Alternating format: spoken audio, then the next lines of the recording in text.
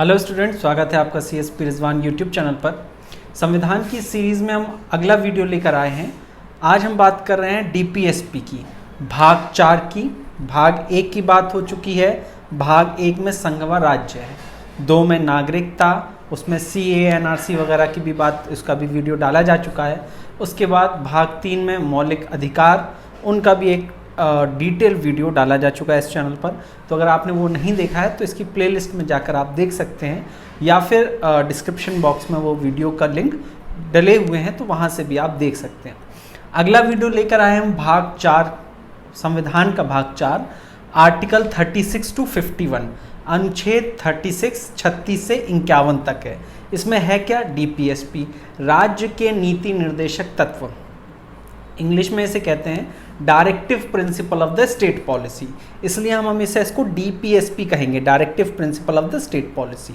समझिए, डिटेल में इस वीडियो में हम बात करेंगे, समझने की कोशिश कीजिएगा। जब भी कोई कानून बनाया जाएगा तो इन तत्वों को ध्यान में रखा जाएगा। नाम से ही जाहिर होता है, राज्य के नीति निर्देशक तत्व, राज्य जब भी कोई नीति बनाएगा तो इन तत्वों द्वारा निर्देशित होगा।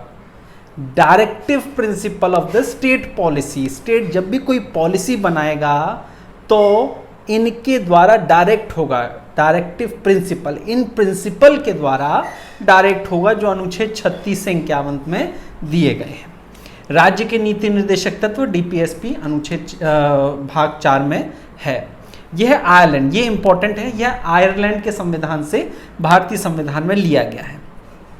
ये 2 लाइनें बहुत आ रही हैं आजकल पेपर में, तो आप इनको याद रखिएगा, बस याद कर लीजिए आप। पेपर में सीधा सीधा आपसे यही पूछ लेगा कि संविधान के किस भाग का लक्ष्य जो है लोक कल्याणकारी राज्य बनाना है, और या फिर ऐसे दे देगा लोक कल्याणकारी राज्य बनाने किसका लक्ष्य है, नीचे मौलिक अधिकार, DPSP, मौलिक कर्तव्य, ऐसे ऑप्शन आपको देगा। तो DPSP का मुख्य लक्ष्य लोक कल्याणकारी राज्य की स्थापना करना है, पब्लिक वेलफेयर स्टेट बनाना है DPSP का काम।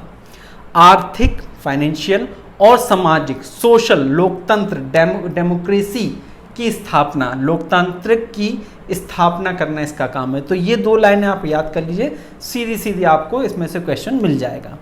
यह गैर नियोजित है। अब पूरा विवाद यहीं पर है, समझ लीजिए कि चलिएगा कि गैर नियोजित हैं। जैसे हमने आपको पहले बताया था मौलिक अधिकारों में कि मौलिक अधिकार का अगर हनन होता है तो आप सीधे उच्च न्यायालय या उच्चतम न्यायालय जा सकते हैं।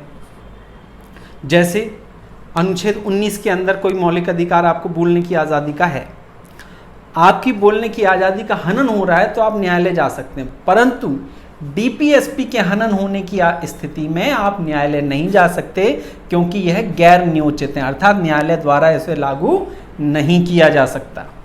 इससे जुड़े अब जो विवाद हुआ मौलिक अधिकारों में और DPSP में, उनसे जुड़े ये 3 केस हैं, 3 वाद हैं, इंग्लिश में केस कहते हैं।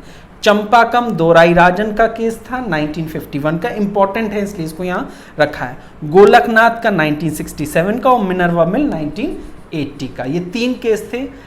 SSC, रेलवे वगैरह के लिए, बैंक वगैरह के लिए केवल ये इनका नाम और सन याद करना ही काफ़ी होगा, लेकिन इस वीडियो के लास्ट में हम आपको इनको एक्सप्लेन करके भी बताएंगे। तो वो केवल UPSC और UP या किसी भी स्टेट PCS के लिए इम्पॉर्टेंट है, SSC और रेलवे वगैरह के लिए इम्पॉर्टेंट नहीं है, उनके लिए केवल यही है। इसलिए इसको ये बस यहीं तक छोड़ रहे हैं, आगे चलेंगे और इस वीडियो के लास्ट में इसको एक्सप्लेन करके भी बताएंगे। तो चलिए आगे चलते हैं, अनुच्छेद करके एक एक अनुच्छेद का वर्णन करेंगे कि DPSP में क्या क्या है। हालांकि DPSP की शुरुआत 36 से, आर्टिकल 36 से, अनुच्छेद 36 से होती है, लेकिन हमारी परीक्षा के पॉइंट ऑफ व्यू से 39 ही है। तो 39 से शुरू करते हैं, पूरा 51 तक चलेंगे। 39A निशुल्क विधिक सहायता, या ऐसे निशुल्क कानूनी सहायता भी कह सकते हैं। अगर कोई नागरिक इस स्थिति में नहीं, इस आर्थिक स्थिति में नहीं है कि वो कानूनी सहायता प्राप्त कर सके, तो स्टेट उसको निशुल्क कानूनी सहायता प्रोवाइड कराएगा। क्योंकि इसमें ए जुड़ गया है तो हमें ये समझना चाहिए कि संविधान बनने के बाद में जुड़ा था, तो 42 अमेंडमेंट ऑफ द कॉन्स्टिट्यूशन 1976, 42वें संविधान संशोधन 1976 द्वारा ये संविधान में जोड़ा गया था। 39 अनुच्छेद 39A क्या कहता है? निशुल्क कानूनी सहायता। 40 ग्राम पंचायतों का गठन। इसके बाद से ही आर्टिकल 243 में ग्राम पंचायतों की, नगर पालिकाओं की व्यवस्था अलग से की गई है, उनको संवैधानिक अधिकार, संवैधानिक दर्जा दिया गया है। तो अनुच्छेद 40 में है ग्राम पंचायतों का गठन। 41 काम, शिक्षा और लोक सहायता पाने का अधिकार। सभी नागरिकों को काम, शिक्षा और लोक सहायता पाने का समान अधिकार है। काम करने की जगह का मानव स्वास्थ्य के अनुकूल होना। आर्टिकल 42 कहता है काम करने की जो जगह है वो मानव स्वास्थ्य के अनुकूल हो। ऐसा ना हो कोई सीमेंट फैक्ट्री है तो उसमें मानव स्वास्थ्य का हानि हो रही हो या कोई ऐसी बीमारी जनरेट हो जाए जिससे वहाँ काम कर रहे मजदूरों को शारीरिक नुकसान हो। तो काम करने की जगह का मानव स्वास्थ्य के अनुकूल होना। आर्टिकल 43 समान कार्य के लिए समान वेतन। अगर कोई महिला है, कोई पुरुष है, कोई बूढ़ा है, कोई जवान है, कोई भी व्यक्ति अगर एक काम कर रहा है तो उसे समान कार्य के लिए समान वेतन दिया जाएगा। आर्टिकल 43 यह कहता है। इसको निर्वाह मजदूरी भी कहते हैं। अगर आपसे थोड़ी टिपिकल हिंदी पूछ ले तो 43 में क्या है? निर्वाह मजदूरी। 44 CCC कॉमन सिविल कोड, समान सिविल संहिता। कॉमन सिविल कोड, समान सिविल संहिता। राज्य में या फिर इसको अगर ब्रॉड लेवल पे देखें, देश में सभी के लिए एक समान सिविल कोड होगा, सिविल संहिता होगी। तो वो है आपका 44 में कॉमन सिविल कोड, समान सिविल संहिता। आगे 45 आपको याद होगा मौलिक अधिकार वाले वीडियो में हमने आपको बताया था कि अनुच्छेद 21A, अनुच्छेद 24 और 45 का संबंध बच्चों से है। तो 45 में क्या? आर्टिकल 45 में 6 से 14 उम्र के बच्चों को शिक्षा का प्रावधान। 46 SC ST की शिक्षा, अनुसूचित जाति, अनुसूचित जनजाति की शिक्षा के लिए विशेष प्रावधान। 47 स्वास्थ्य एवं पोषाहार बनाए रखना।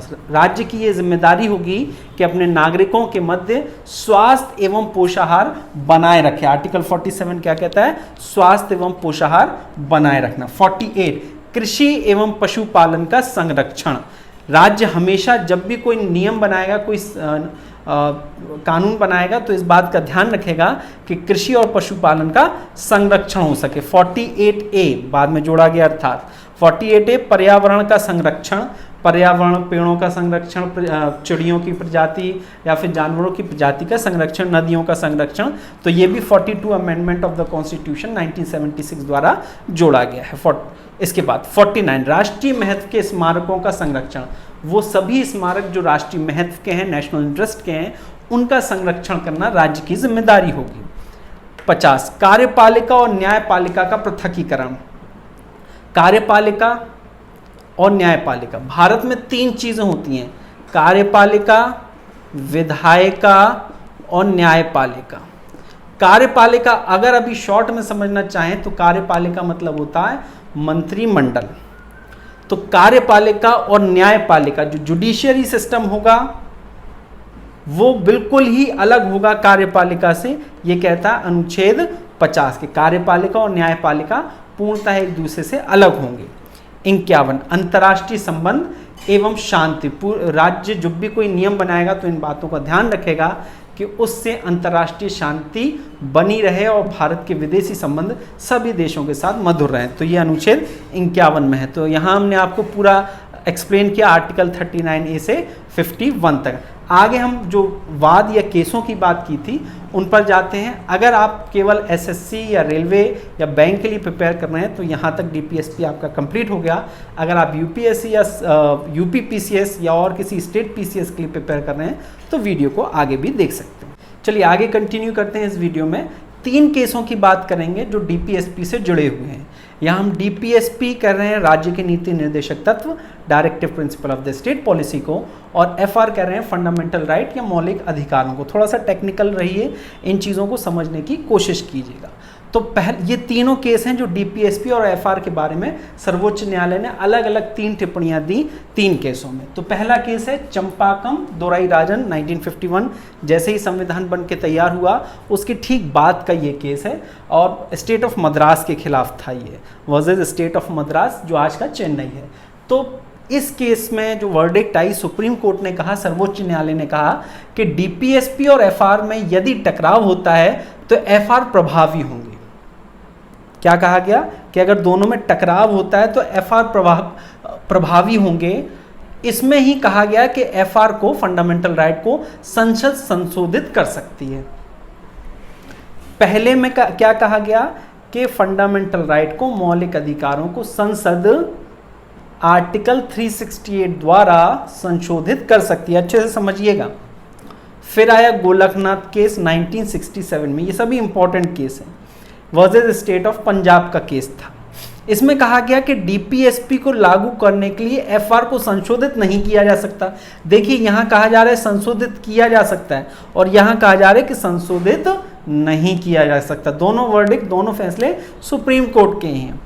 अब जब सुप्रीम कोर्ट ने कह दिया कि संसद मौलिक अधिकारों को संशोधित नहीं कर सकती, तो उसकी प्रतिक्रिया स्वरूप संसद ने एक संविधान संशोधन ही कर दिया। एक नहीं, दो संविधान संशोधन 24 और 25 किया गया।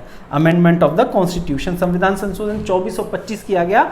और इस संविधान संशोधनों में कहा गया कि संसद किसी भी भाग का संशोधन कर सकती है, मौलिक अधिकारों का भी संशोधन कर सकती है, इनके द्वारा कहा गया।